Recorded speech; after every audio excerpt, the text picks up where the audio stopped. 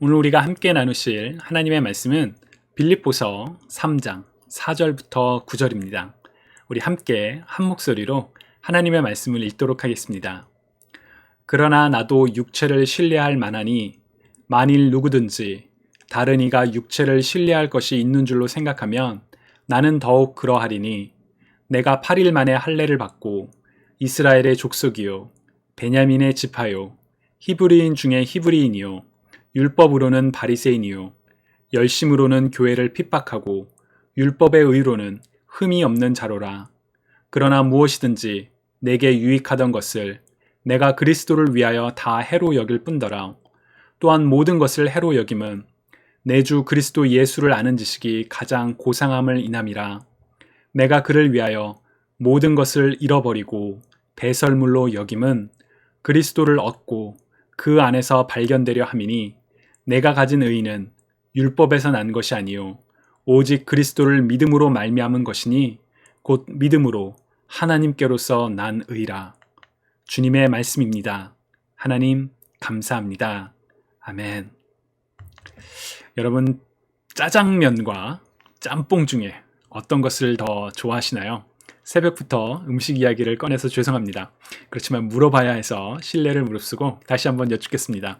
짜장면과 짬뽕 중에 어느 것을 더 좋아하시나요? 저는 매운 것을 좋아하지 않아서 고민을 하지 않고 당연히 짜장면이지 라고 이렇게 고르곤 했습니다. 그러다가 제가 애틀란타 지역에 살 때 저희 아파트 근처에 이제 금불이라고, 애틀란타 굉장히 맛집이거든요. 그 금불이 있었는데 거기 짬뽕이 그렇게 맵지도 않으면서 아주 정말 맛있었습니다. 그래서 그때부터 저도 고민을 하기 시작했습니다. 짜장면과 짬뽕 중 무엇을 먹을 것인가? 여러분의 선택은 어떠신가요? 짜장면과 짬뽕을 놓고 고민하는 사람들이 많아서였을까요? 독특한 메뉴가 어느새부터인가 생겼죠. 짬짜면. 그릇을 반으로 나누어서 반에는 짜장면, 반에는 짬뽕. 한 번에 짜장면과 짬뽕을 동시에 먹을 수 있는 아주 기발한 아이디어라고 생각을 합니다. 여러분 그렇지 않나요? 그런데 우리의 인상에도 이렇게 짜장면이나 짬뽕이냐 이런 질문처럼 둘 중에 하나를 선택해야 할 때가 있죠. 그때도 짬짜면처럼 한 번에 두 개 다 선택할 수 있으면 참 좋을 텐데 아쉽게도 인생에서는 그런 선택의 기회들이 그렇게 많지는 않은 것 같습니다. 예를 들어 마음에 드는 학교 두 곳 모두에서 합격 통지를 받았다 하더라도 두 곳을 다 갈 수는 없지요. 하나를 선택해야 하고 나머지는 포기해야 합니다. 이와 같은 상황을 표현하는 경제 용어가 하나 있습니다. 바로 기회비용이라는 단어입니다. 기회비용은 어떤 자원이나 재화를 이용하여 생산이나 혹은 소비를 하였을 경우 다른 것을 생산하거나 소비했었더라면 얻을 수 있었던 잠재적 이익을 뜻하는 것을 말합니다. 쉽게 말하면 가장 합리적이고 최선의 선택을 위해서 드는 비용을 가리키죠. 내가 어떤 것을 선택했을 때 다른 것들을 선택했을 때보다 그것을 선택해서 누리는 이익이 더 커야지만 합리적인 선택이라고 할 수 있죠. 그래서 선택하지 않았던 것의 비용이 바로 기회비용입니다. 앞서 말씀드렸던 짜장면과 짬뽕 중에 내가 만약 짜장면을 선택하면 짬뽕을 선택해서 누릴 수 있었던 만족이 바로 기회비용이 된다는 것이죠. 짬뽕을 먹었을 때도 만족이 있지만 그보다 짜장면을 먹었을 때 만족이 더 크다고 생각해서 짜장면을 선택하면 합리적인 선택이라고 할 수가 있는 것이죠. 짬짜면처럼 둘 다 포기하지 않고 한 번에 모든 것을 다 누릴 수 있다면 기회비용을 고려할 필요가 없겠지만 우리의 인생에는 경제 생활뿐만 아니라 많은 부분에서 하나를 선택하기 위해서 다른 것들을 포기해야 하는 상황이 참 많습니다. 그래서 인생은 선택의 연속이라는 말도 있을 정도이죠. 제가 오늘 이렇게 짜장면, 짬뽕으로 시작해서 기회비용과 같은 경제 용어를 이야기하는 이유는 바로 우리의 신앙에도 기회비용이 있다라고 생각하기 때문입니다. 오늘 빌립보서 말씀을 통해 우리의 인생의 신앙의 기회비용에 대해서 여러분들과 함께 나누고자 합니다. 먼저 오늘 우리가 읽은 빌립보서는 바울이 빌립보 교회에 쓴 편지입니다. 빌립보는 바울이 2차 선교 여행 중에 방문했던 마케도니아의 중심 도시였습니다. 사도행전 16장을 보면 바울이 어떻게 이곳에 이르게 되었는지 자세히 기록되어 있는데요. 원래 바울은 1차 선교 여행을 마치고, 저 1차 선교 여행은 저 그림에서 하얀색 화살표로 된 곳이 1차 선교 여행입니다. 그래서 1차 선교 여행을 마치고 이전에 방문했던 지역을 다시 방문하여 신자들을 격려하고자 했었습니다. 보시면 이제 노란색 화살표가 2차 선교 여행인데요. 갑자기 루트가 달라지죠. 왜냐하면 성령님께서 바울을 다른 지역으로 이끄셨기 때문입니다. 사도행전 16장 6절과 7절을 보면 각각 성령이 아시아에서 말씀을 전하지 못하게 하시거늘 예수의 영이 허락지 아니하시는지라 라고 기록되어 있습니다. 원래 계획으로 가려고 했던 곳이 길이 막히는 경험을 했던 것이죠. 그래서 당초 계획과 다른 곳으로 가고 있었는데 어느 날 밤에 환상을 보게 됩니다. 9절을 보면 밤에 환상이 바울에게 보이니 마케도니아 사람 하나가 서서 그에게 청하여 가로되 마게도니아로 건너와서 우리를 도우라 하거늘 이라고 기록되어 있죠. 그래서 바울은 이제 성령님이 마케도니아로 인도하시는 것을 깨닫고 마케도니아, 곧 유럽 지역으로 넘어가 복음을 전하게 됩니다. 그렇게 방문했던 곳이 바로 빌립보 지역이었습니다. 그런 점에서 바울과 빌립보 교인들의 만남은 그 시작부터가 성령님의 인도하심으로 이루어졌다라고 할 수가 있습니다. 그러나 성령님께서 인도하셨기에 모든 일이 다 형통했던 것은 아닙니다. 바울은 그곳에서 복음을 전하다가 감옥에 갇히는 어려움을 겪기도 했습니다. 알지 못하는 앞날을 앞두고 성령님의 인도하심을 간구하는 우리에게 이와 같은 바울의 삶은 몇 가지 중요한 교훈들을 깨우쳐 줍니다. 먼저 하나님께서 우리의 인생길을 인도하시는 방법입니다. 바울에게 하셨던 것처럼 때로는 길을 막으심으로, 우리의 계획을 막으심으로 할 때도 있고, 또 때로는 직접적으로 환상으로 보여주시면서 우리의 길을 인도하실 때도 있다는 점입니다. 다만 중요한 것은 왜 내게도 바울처럼 환상 중에 말씀해 주시지 않냐라고 생각하기보다는 하나님께서 우리의 인생을 인도하고 계시다는 것을 확신하는 자세라고 할 수 있습니다. 잠언 16장 9절 같이 읽어볼까요? 사람이 마음으로 자기의 길을 계획할지라도 그의 걸음을 인도하시는 이는 여호와시니라. 아멘. 바로 이 말씀을 품으며 우리의 인생을 인도하시는 하나님을 신뢰하는 저와 여러분 모두가 되시기를 주님의 이름으로 축복합니다. 또한 비록 하나님께서 인도하셨다 할지라도 그곳에서 고난과 역경을 만날 수 있다는 점도 우리는 기억해야 합니다. 인도하셨다라고 믿고 왔는데 어려움이 닥치는 것을 보며 하나님이 나를 인도하시지 않는구나 라고 불평하기보다는 사명을 따라 살아가는 인생에는 바울처럼 하나님의 인도로 빌립보 지역에 와서 복음을 전하다가 감옥에 갇히게 된 바울처럼 우리의 인생에도 하나님의 인도를 따르는 그 과정에 어려움이 발생할 수 있다는 것을 아는 것은 중요합니다. 또한 어려움 속에서 하나님은 우리를 버려두지 않으시고 피할 길을 내시며 인도하시는 하나님이시라는 것을 끝까지 신뢰하는 것도 정말 중요하죠. 고린도전서 10장 13절 우리 한번 같이 읽어볼까요? 사람이 감당한 시험 밖에는 너희에게 당한 것이 없나니 오직 하나님은 미쁘사 너희가 감당치 못할 시험 당함을 허락지 아니하시고 시험 당할 즈음에 또한 피할 길을 내사 너희로 능히 감당하게 하시느니라. 아멘. 아멘. 우리가 감당 못할 시험을 허락하지 않으시고 환난 속에서 피할 길을 내시며 우리를 인도하시는 하나님과 동행하는 저와 여러분 모두가 되시기를 주님의 이름으로 축복합니다. 다시 빌립보 교회 이야기로 돌아와서 바울은 빌립보에서 감옥에 갇히는 어려운 일도 겪지만 바울은 이후에 이 지역을 다시 방문하고 또 오늘 우리가 읽었던 것처럼 빌립보 지역에 편지를 보내기도 했습니다. 바울이 빌립보 교회에 편지를 쓸 때 바울은 로마 감옥에 갇혀 있었다라고 보통 이야기합니다.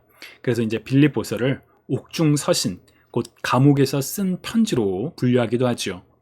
사도행전 28장을 보면 바울이 1차 로마 감옥 생활의 모습이 그려져 있는데 조금은 자유가 있었던 것으로 보입니다.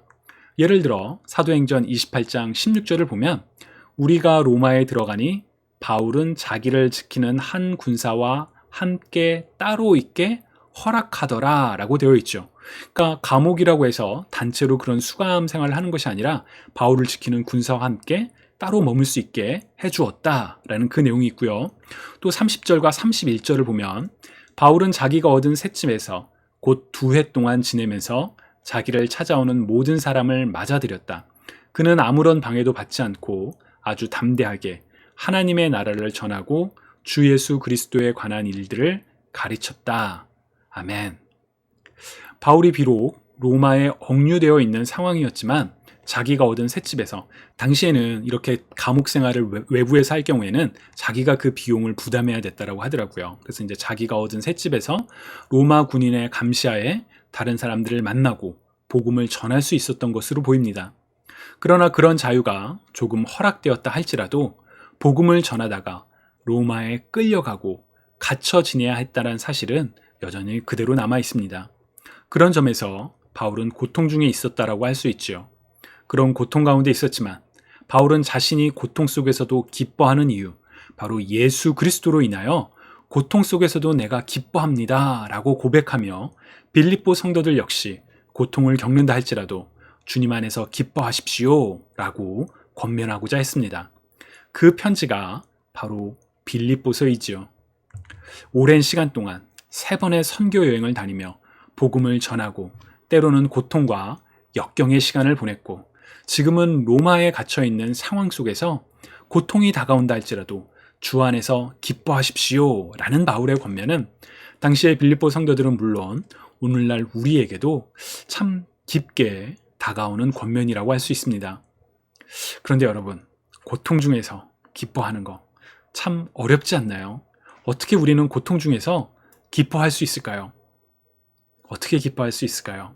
우리가 고통 속에서도 기뻐할 수 있는 중요한 이유 중에 하나가 바로 오늘 우리가 읽은 본문에 담겨 있습니다. 우리 빌립보서 3장 4절부터 6절 다시 한번 같이 소리내서 읽어볼까요? 비록 나도 육체를 내세울 것이 있지만 그렇게 하지 않습니다. 나는 8일 만에 할례를 받았고 이스라엘 족속이요 베냐민 지파며 히브리 사람 중에 히브리 사람이요 율법으로 말하자면 바리새 사람이며 열성으로 교회를 핍박했고 율법의 의로는 흠없는 사람입니다. 아멘. 예수님께서 바리새인들을 외식하는 자들이라고 종종 말씀하셨기에 우리는 바리새인 하면 이제 그런 단어를 들으면 그 외식하는 사람들, 그런 부정적인 이미지가 먼저 떠오르죠. 하지만 당시 유대 사람들에게 바리새인은 율법을 잘 지키며 구분된, 그래서 사람들로부터 존경을 받는 사람들이었습니다. 바울은 자신이 히브리 사람 중에 히브리요, 또 베냐민 지파 출신으로 율법을 잘 지켜서 율법으로는 흠이 없는 사람. 아마도 그래서 바울은 당시의 종교 지도자들은 물론 많은 사람들로부터 존경과 촉망을 받는 젊은 차세대 리더와도 같지 않았을까라는 생각이 들기도 합니다.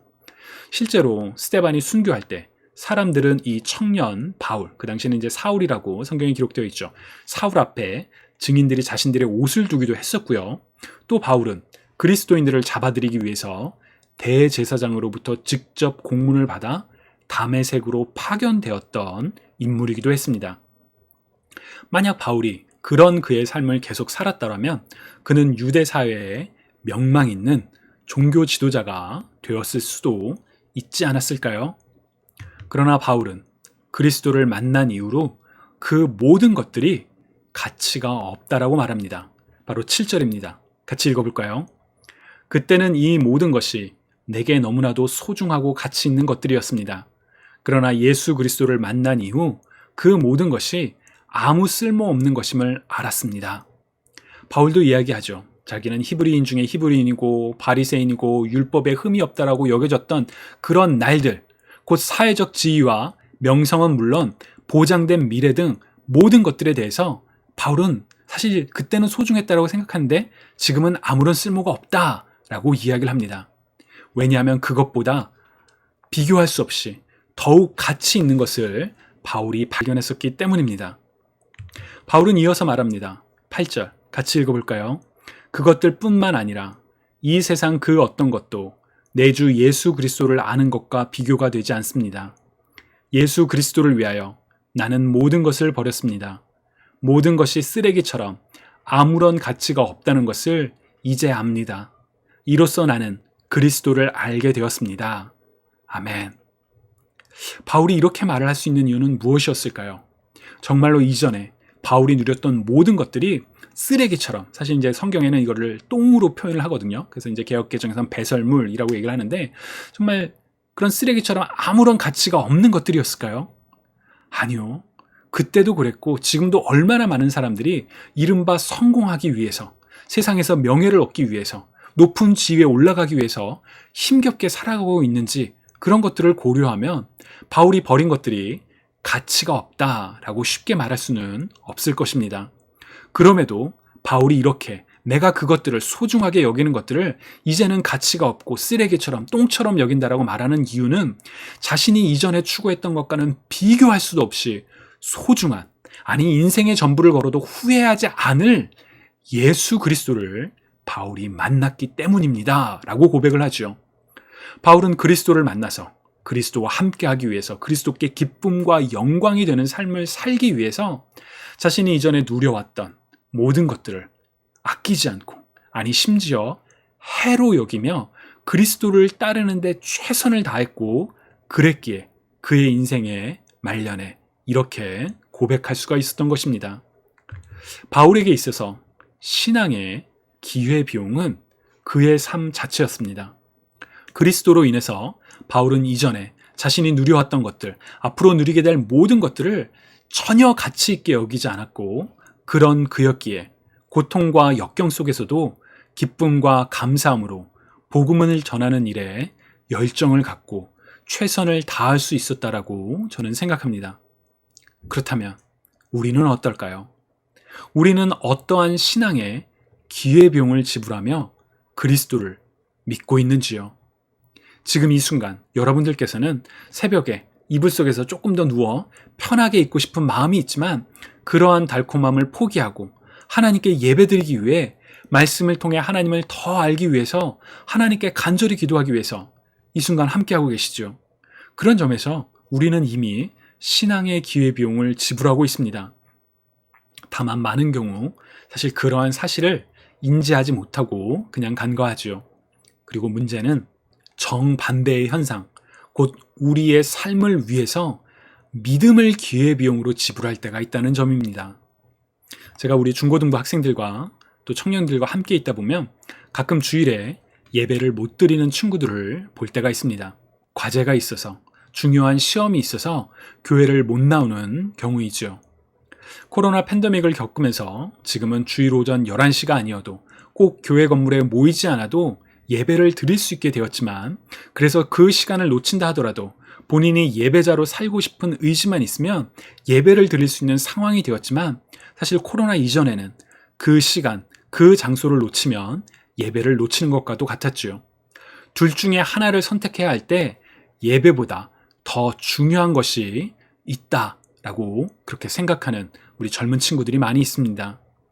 우리의 신앙에 짬짜면과 같이 짜장면도 짬뽕도 한 번에 같이 먹을 수 있다면 아무런 문제가 되지 않을 텐데, 우리의 신앙도 지키면서 세상에서 누릴 수 있는 것도 다 누릴 수 있다면 아무런 문제가 되지 않을 텐데, 우리의 신앙에는 그렇게 모두 선택할 수 없는 순간들이 참 많습니다. 그리고 우리는 그 순간에 세상에서의 더 나은 삶을 위하여, 나의 만족을 위하여, 나의 미래를 위하여 혹시나 신앙을 기회비용으로 지불할 때가 있지는 않았었는지요. 예수님께서는 누가복음 16장 13절에서 이와 같은 선택에 관하여 매우 단호하고 분명하게 말씀하셨습니다. 우리 한번 같이 읽어볼까요? 한 종이 두 주인을 섬기지 못한다. 이 주인은 미워하고 저 주인을 사랑하든가, 저 주인에게 헌신하고 이 주인은 무시하던가 할 것이다. 너희가 하나님과 재물을 동시에 섬길 수 없다. 아멘. 예수님께서는 이 비유를 하나님과 재물을 동시에 섬길 수 없다, 둘 중에 하나를 선택해라, 바로 하나님을 선택해야 된다 라는 그것을 말씀하시기 위해 이런 말씀을 해주셨죠. 그러나 우리의 인생의 많은 순간들에 보면 재물뿐만 아니라 우리는 때로는 하나님보다 더 귀하고 가치 있다라고 여기며 하나님을 우선순위에서 나중으로 미루는 그런 때가 잊지는 않았었는지요? 주님을 사랑하시는 여러분, 여러분들께서는 어떠한 선택을 하시며 무엇을 기회비용으로 지불하며 하루의 삶을 살아가고 계시는지요? 주 너의 하나님을 마음과 뜻과 힘을 다해 사랑하라 라는 그 말씀은 곧 우리 삶의 가장 우선순위로 하나님을 두라는 것입니다. 그래서 제가 이제 교육부 아이들과 함께 설교를 할 때 늘 항상 Put God first, 하나님을 가장 처음으로 두라 라고 많이 강조하거든요. 그래서 아이들도 그것을 기억해요.